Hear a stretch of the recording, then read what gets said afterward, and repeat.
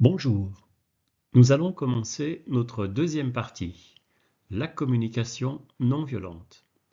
Et nous allons voir quels sont nos besoins et nos ressentis.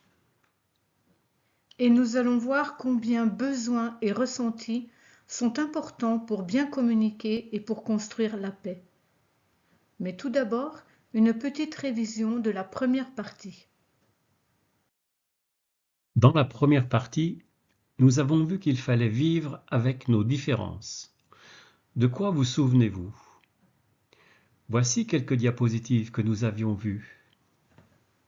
Mettons la vidéo sur pause et prenons un temps de silence pour réfléchir.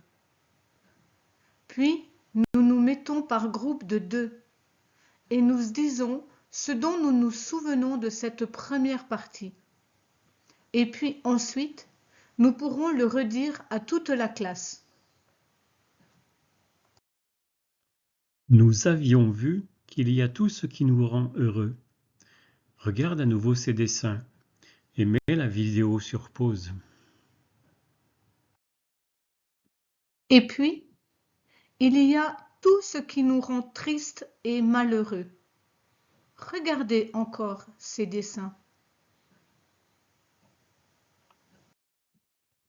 Comment s'appelait cet apôtre qui a évangélisé la Méditerranée? Cet apôtre s'appelait Saint Paul. Pour comprendre que nous sommes tous différents, nous avions vu ses voyages et lu une de ses lettres.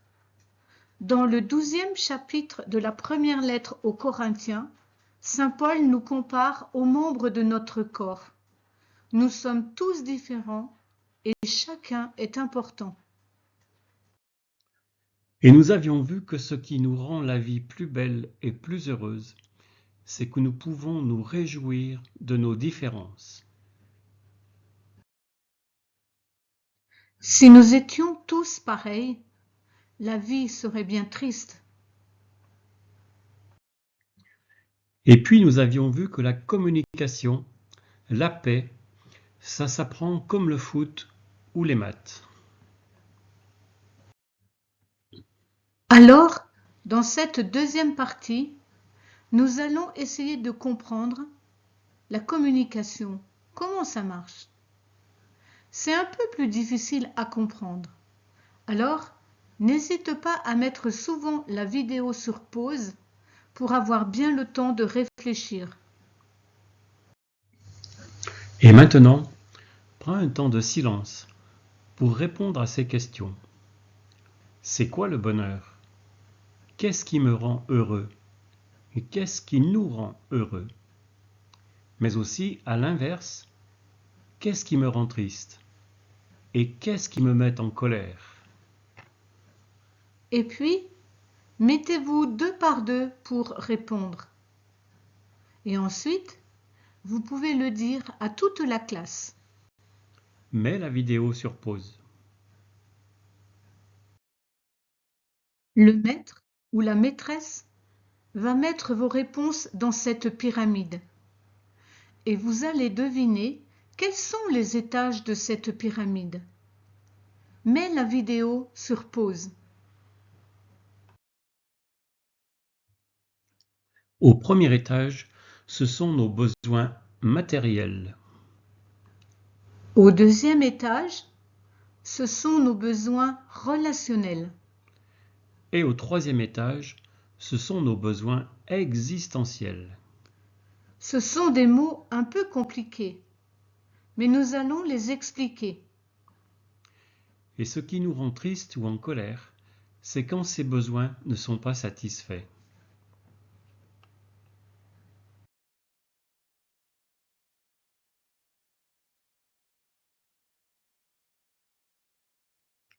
Donc, au premier étage, en bleu, il y a nos besoins matériels. Manger, boire, dormir, être en forme, avoir de l'argent, avoir un logement, avoir du temps, etc.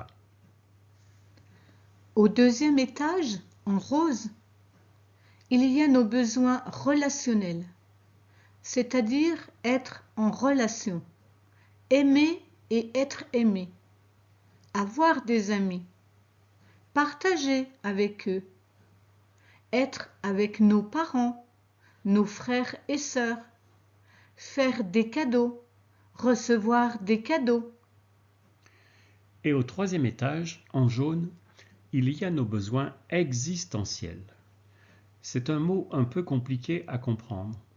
En fait, c'est se sentir utile, savoir que les autres ont besoin de moi, avoir un travail, faire des études, bien travailler à l'école, aider les autres, élever des enfants, prendre soin de la nature.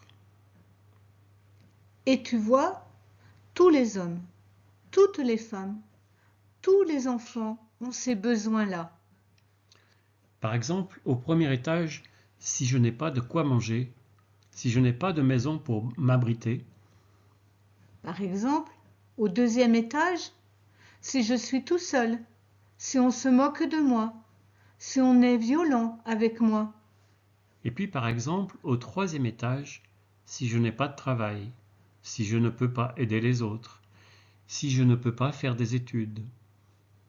Et lorsque ces besoins ne sont pas satisfaits, alors on peut ressentir de la tristesse, de la colère, de la peur, de la fatigue, parce qu'on est malheureux. Ce sont des sentiments, des émotions, des ressentis. C'est ce que nous allons voir maintenant.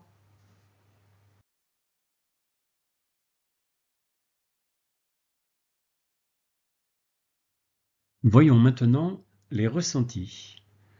Les ressentis, les émotions, les sentiments, c'est ce que je ressens dans mon cœur lorsque par exemple je suis triste, ou je suis heureux, ou je suis en paix, ou lorsque j'ai peur, ou je suis fatigué, ou en colère.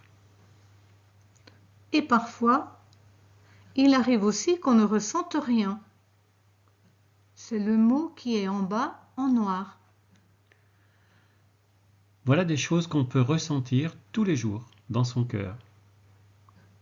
Tu peux remarquer que les ressentis agréables sont en vert et que les ressentis difficiles sont en rouge. On appelle cela un ressenti, mais aussi une émotion ou un sentiment. C'est la même chose. Prends le temps de regarder un par un tous ces mots et vois à quoi cela correspond pour toi dans ta vie.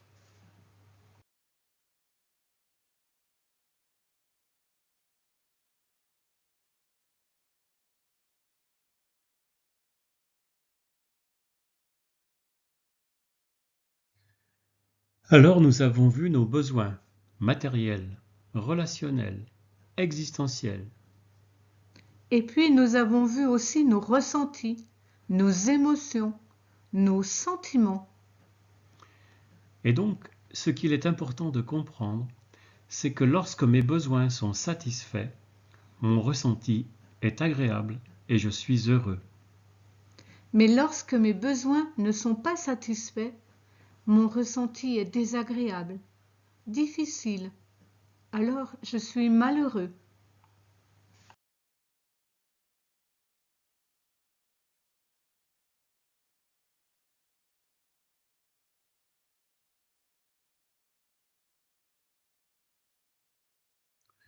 Voilà, c'est tout pour aujourd'hui. Mais c'est déjà beaucoup.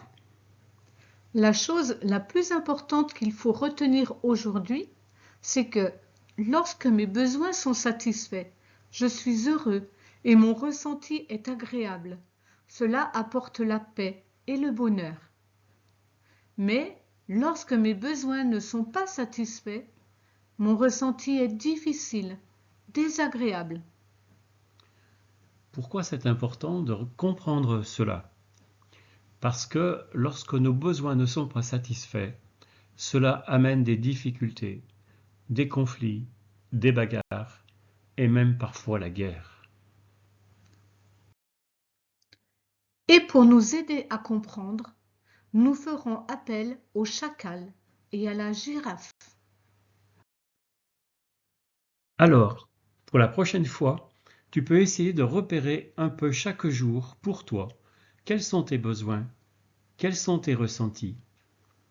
Et lorsque tes besoins sont satisfaits, qu'est-ce que tu ressens?